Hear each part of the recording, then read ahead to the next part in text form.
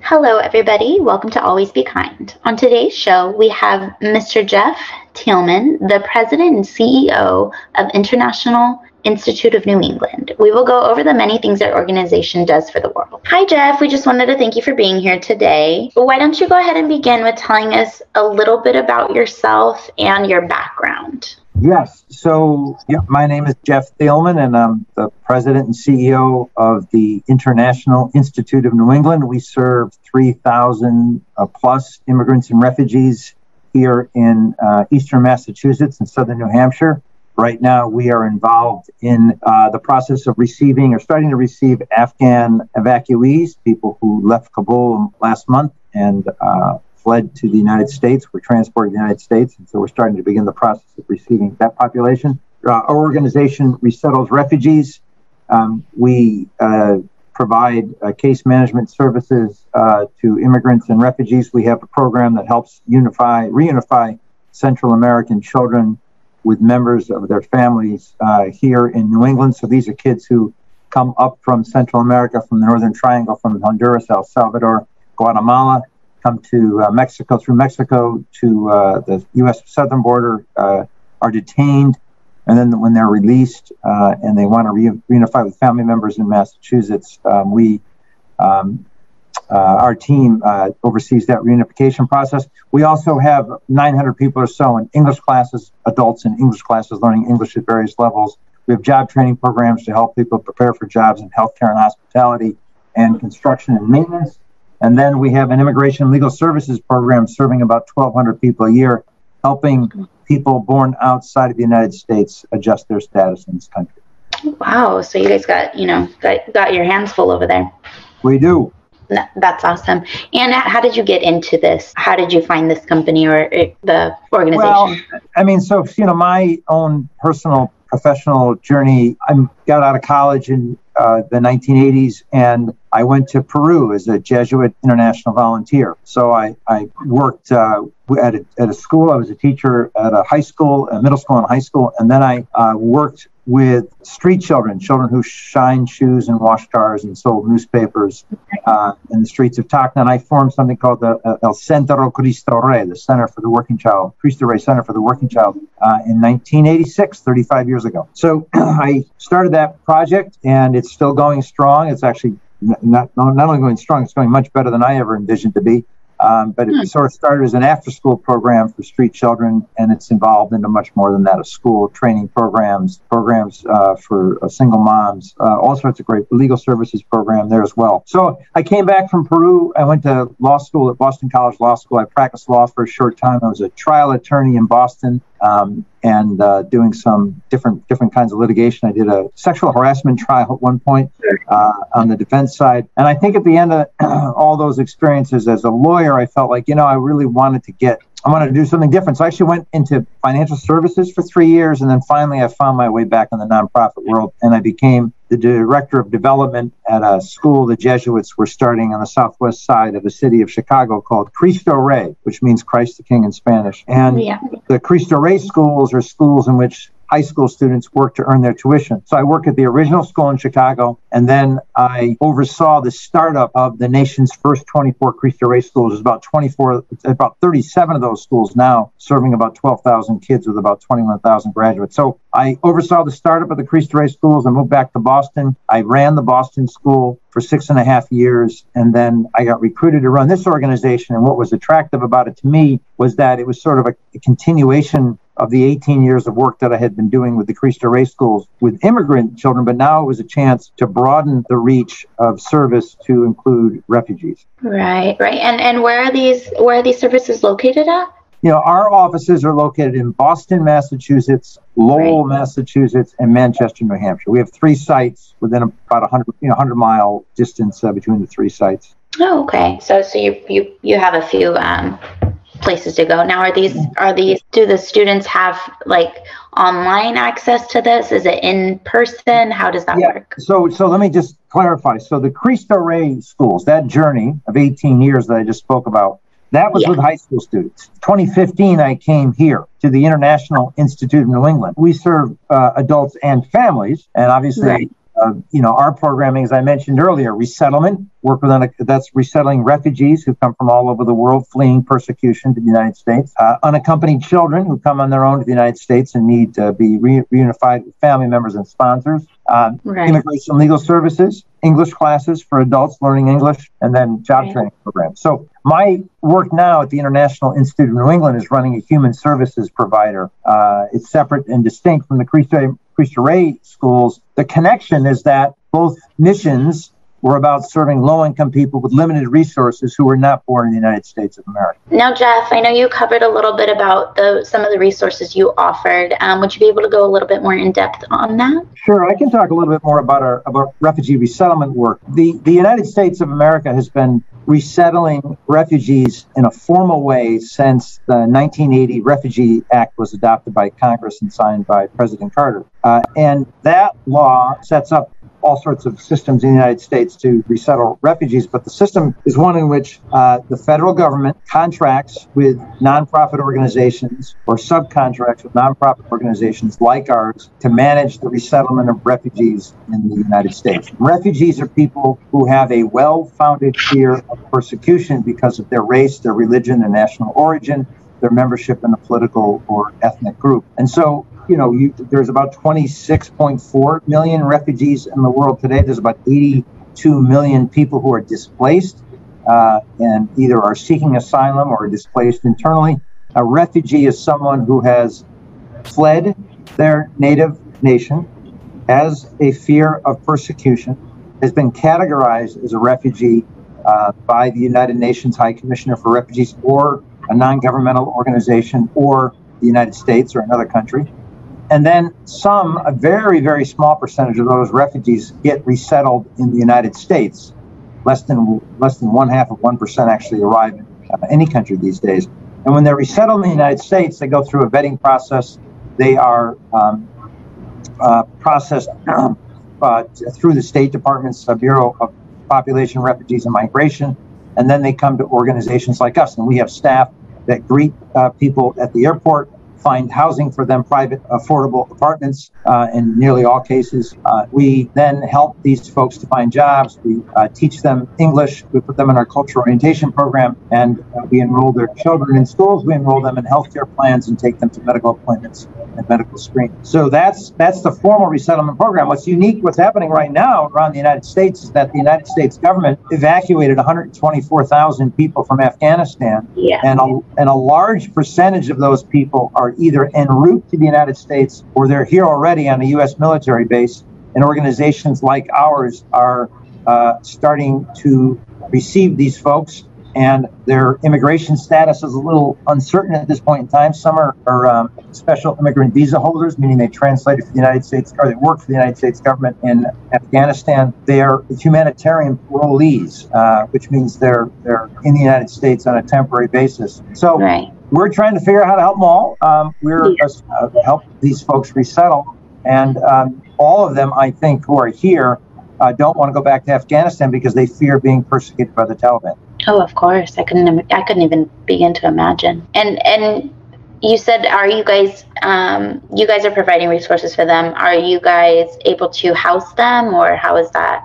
Well, so we're going to manage them in the same way that we would manage the resettlement of people. And that is that we'll find housing for people. Gotcha. Our case managers will put them in housing they can afford. We may need temporary housing for a while. We may have to put them in hotels for a while. And then we will put them through case management. So that means helping them to find a place to live, a more permanent place to live, teaching them English, enrolling their kids in schools. The same things we do with refugees that we know how to do really well, we'll be doing with this population. Right. Just taking what you know and just getting them, on their feet and helping them. I couldn't imagine the fear they feel. So I'm pretty sure them knowing that you guys are there to help them is a big relief for them. Right. Now, Jeff, why don't you get into some of the projects that you guys are currently working on? One of the things we've been doing for a long, long time is teaching people English.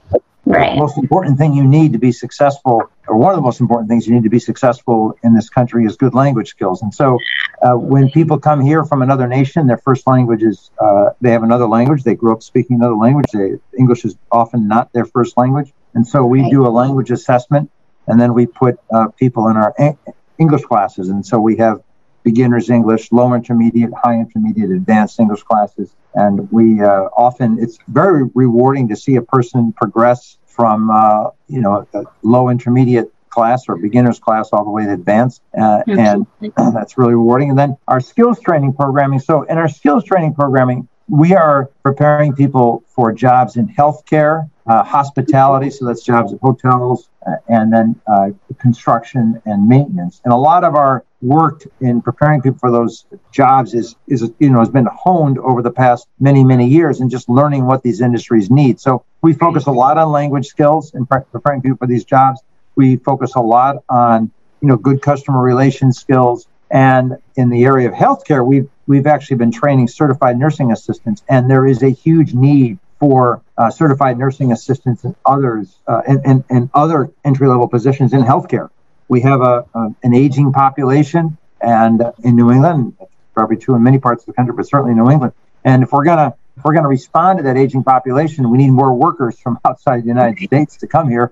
And one of the industries they enter is healthcare, and we prepare people for jobs in healthcare. The other thing, in immigration and legal services, our immigration and legal services team is helping people to adjust their status in the United States. They're filling out the family reunification petitions, helping people to naturalize, that is, become citizens of the country, get green cards. So a lot of our immigration and legal work is about protecting, ensuring that people have the legal protections they need to remain in the country. Right. Gotcha. And these people who are, teaching these classes and doing these things, are these employees? Are they volunteers? Both. So we have paid staff. The International Institute of New England, our budget is around $8 or $9 million. We have about, it's about 75 full-time and part-time paid staff. Then we have on-call employees who are drivers and interpreters. And so we probably have 150 people on payroll, full, part-time, on-call. And then we have volunteers. And pre-pandemic, if you came to one of our classes, English or skills training, you would see a few volunteers in the class that would work one-on-one with students, and that was a great help. Now we do have tutoring and volunteer services. It's all online, we had talked pre-pandemic about moving our services as much as possible online, and then we were forced to do it by the pandemic. Right. Yeah, I feel like that was a big thing for everybody. Everybody had to do the transition of making everything virtual. Yeah. Would you like to tell us a little bit about how COVID-19 affected your organization? Yes. I mean, most importantly, it had a dramatic effect on the lives of our clients. We serve low-income immigrant and refugee communities, and these are people of color. And in the pandemic, I think we all learned that people of color from low-income communities in particular suffered the most. So we distributed about $400,000 in direct emergency financial assistance to people in the form of gift cards for food, cash to pay bills and pay rent. Our goal was to make sure no one in our services was going without food or going homeless. Even though there were rules and laws put in place to prevent evictions, those eviction moratoriums allowed people to defer payments. They still owe landlords money. And so what we were able to do is, through our assistance program and our fundraising, was distribute aid directly to people so that they could pay their rent and never get behind and never get into a position where they had a huge debt hanging over their heads. So we focused on that during the pandemic. We helped people find jobs. We helped people fill out unemployment applications. We had many hundreds of people that were in the hospitality industry here in Boston all of a sudden were out of work. And we went from an organization that was placing and training those people in jobs in hospitality to one that was helping people to apply for benefits. We also had a special fund for people that were not documented, who were not receiving public benefits during the pandemic. There were certain populations of people that were not documented, that weren't eligible. We made sure they were safe. And we, as I said earlier, we moved nearly all of our programming, our case management, and our skills training and English classes online. And we have actually broadened the number of people we can serve by moving programming online. I think in terms of the impact on the organization, I think the pandemic caused and is causing many people to reassess their careers, reassess what they want to do with their lives, reassess how they want to live. I think, you're seeing a situation where people have, I think, and I could be wrong, feel less of an attachment to their employer because they're not going into the office every day. They're not seeing their office mates, their colleagues. When there's new hires, they're forming new relationships with people by Zoom, and that's a little bit different than going to lunch with people and working directly with people. So I think, like every organization, we've had some people leave, some turnover, and I think the pandemic caused people to kind of reassess what they want to do with their lives. And I think it's going to take several years for all this to shake out. I hope, one of the things I said to somebody the other day, one of my hopes for this pandemic is that we all realize we need each other to absolutely. We need each other to be happy and be safe. For example, I concur with the president's position that we all need to get vaccinated, and then we need to convince friends and neighbors and reluctant people to do that so that we all can be safe. And right. So I'm hoping that this, one of the things that's really not an inconsequential thing is that this vaccine is free to everybody in the United States. Yeah. You can walk up and get it for free, no charge, no copay, nothing. And you think, what a wonderful thing that would be for all healthcare, right? So I think we sort of have gotten a taste of what the country can be like if we're all in this together. Yeah, and I know it's unfortunate that there's such a divide on this, and people feel one way, people feel another, and it's nice to see though during the pandemic how much people came together and realized, hey, we're all in this together. Nobody's above this. Nobody, it's not like celebrities were exempt or anything. Everybody was, in danger of it. And I think it was nice to see how the different communities, the different organizations, the different, jobs, everybody came together. And it to me, it seemed like we kind of got the bigger picture of it, being able to be like, okay, let's check on our neighbors, let's check on people from work and things like that. So I think so. I think that there's, there's this feeling, as I said earlier, we're not alone here. We're all in this together. Right. No, absolutely. Absolutely. Like I said, nobody was above it. So I think that's what really put into perspective for a lot of people that, okay, I'm no better than you, you're no better than me.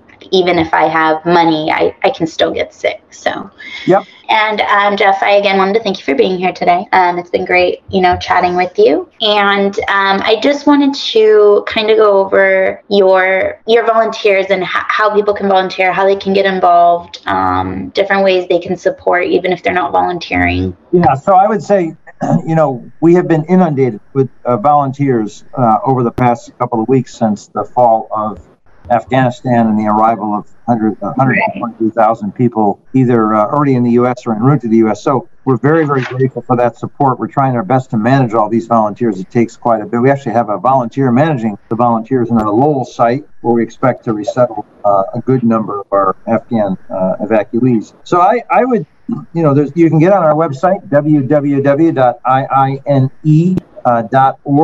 and look for information on ways to volunteer. There's a form to fill out, but there's the bottom line right now for resettlement agencies like ours here in New England and across the United States is that we need money. And I want to make sure it's clear why. A lot of the people that are coming, refugees come with a certain with access to a certain amount of public benefits. That isn't going to happen with many people coming from Afghanistan. And as a result, we're going to need private donations to do the work. And so this is a good time to make a private gift to the International Institute of New England. And for those listening who might feel an affinity to another resettlement organization in your community, I think you should give to them. So we're, that's my pitch to folks. No, yeah, and absolutely. And I mean, it makes sense. You guys are trying to get these people back on their feet, and sometimes just resources aren't enough. And I feel like many people understand that money is one of the biggest ways you can contribute to something, because that gives you guys the access to be able to do what you need to do. Somebody can donate whatever they feel they can donate. But when you donate money, you guys are able to look at it and be like, okay, we need to do this, we need to do that, we need to buy this, and be able to distribute it properly. So that's right. Bingo, you got it. Yeah, the other thing I want to say is we're helping people get people on their feet, but these are people who were swept off their feet by this evacuation just a month ago, and really came here because they had no other choice. They have nowhere else to go. So they're people that are these folks. Many of these folks are in desperate situations, and we're going to learn more about them as they come to our offices and we start serving them. Right. And we feel one thing I would say to your listeners is that to do this kind of work, to welcome people who are fleeing persecution in Afghanistan or anywhere in the world, wherever they come from, Iraq, Syria, you name the country, the Democratic Republic of Congo, doesn't matter. It is a privilege to help someone who is fleeing persecution. And the people that we receive in the United States are people with tremendous grit and a burning desire to be successful here, contribute to our country and our economy. And so we're privileged and excited to do this work. Right, absolutely. And I mean, thank you for sharing today. It's amazing what you guys do. And we can do, hopefully this platform has spread the word and can get you guys some donations and some volunteers and everything like that. Wonderful. I really enjoyed being on the program. Thanks for including us. Awesome. Thank you, Jeff. And there you have it, everybody. Just wanted to give another big thanks to Jeff for joining the show today, giving us all the insight on what his organization does. I hope you guys are truly inspired. Look into their website, see different ways you can get involved. If you can't spend money, spread the word, do whatever you can. And just remember, guys, always be kind.